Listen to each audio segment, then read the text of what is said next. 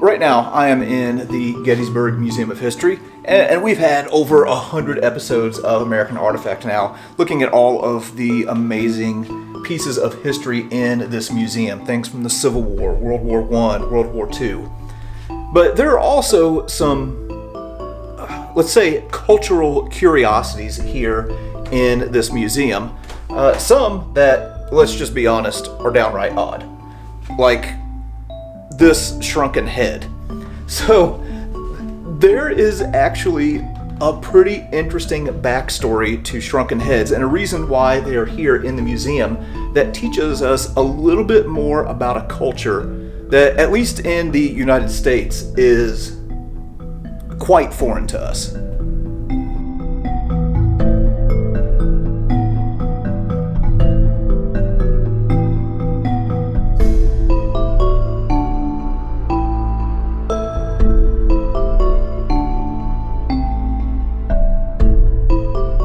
What are shrunken heads? I get that question quite a bit. And why does the Gettysburg Museum of History have a few shrunken heads? I'm going to answer both of those questions. First of all, I'm going to talk about what shrunken heads are and why they exist. Shrunken heads are the skin from a decapitated, killed enemy in battle. That's how they started. There's a tribe of natives in South America, and the Spanish explorers who first went down there called them the Jivaros, spelled with a J, which I think means heathen or something like that. The real name of the tribe is the Shuar tribe, and they lived in the Amazon area of the Amazon rainforest. And for centuries, they would be at war with each other. And I kind of equate them as being almost like gang warfare. Certain Indians from this neighborhood would war on an Indian from another neighborhood, or village in their case. And they were very, very superstitious. After they would kill an enemy in battle, they were very, very afraid of the soul of that dead enemy coming back and seeking revenge against them. So by shrinking the head of a killed enemy, they believed that shrinking process trapped the soul of that enemy forever, and that soul could not come back and seek revenge. Now, what would happen if they were in a battle and they killed somebody and they weren't able to get the head, decapitate the dead enemy and bring it back? Because sometimes, of course, in battle you have to retreat. In that case, they would go out and kill a sloth because they thought sloths were the closest to humans, and they would shrink the sloth's head. So sometimes you see shrunken heads in the form of a sloth. And that's what that was for. So it's pretty bizarre, and it's very unusual. But I find it fascinating that different cultures, have different customs and different superstitions. I mean, a lot of people who visit Gettysburg think that there's ghosts floating around here. I've been from Gettysburg all my life, pretty much, and I've never seen one. But anyway, different people think that, and different people react to it in different ways. And for whatever reason, centuries and centuries of superstition, the Jivaro Shuar Indians shrunk heads to keep the ghosts of their fallen enemies from coming back and seeking revenge.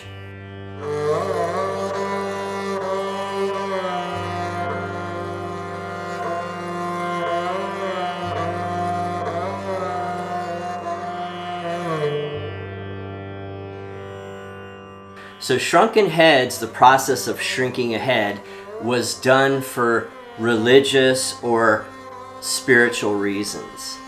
And what would happen is when they would kill an enemy in battle, they would take their head, bring it back to their village, pull the skin off of that head, and sew it up the back, and sew the mouth shut, and they would drop hot stones into the head, forming it all the while to keep the shape of the face. So basically it would tan the hide, and it was a lengthy process. And when it would get to the point where it would be so small you couldn't get stones anymore, they put hot sand in. And some shrunken heads look better than others. Some have not survived very well, some have, and some people were better at making them than others. The true ceremonial heads from the various Shuar people in combat are called sansas, beginning with a T, and those have very distinctive characteristics. Namely, they would have a turned up nose like this one, and they would usually have something in their mouth. Most shrunken heads that are encountered in museums and collections are not true sansas. What happened was people started going down to South America and seeing these shrunken heads, and a tourist trade developed. And that tourist trade was that the Shuars would trade various items for the shrunken heads, and usually guns. And we're talking late 1800s when this started. And so they started shrinking heads of people who just died. There was also doctors down there who did it. And so we have what's called ceremonial shrunken heads, which are true sansas. And then there's tourist heads that were sold to the tourist trade or to people like Robert Ripley and some of the other people who had museums. They became a very folklore-induced commodity. A lot of the smaller museums wanted them. They're fascinating to people. People didn't understand them. And why does the Gettysburg Museum of History have them? Well, we're all about education here. And so I find these educational because most people only know shrunken heads from Beetlejuice and pop culture.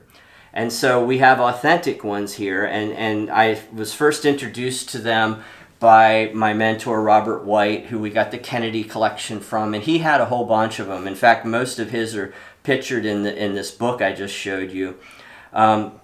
So I had a few over the years, traded them, got some, and in the last few years I really wanted to get one back. So Robert White's son had one. He kept this one, and it's pictured in the book.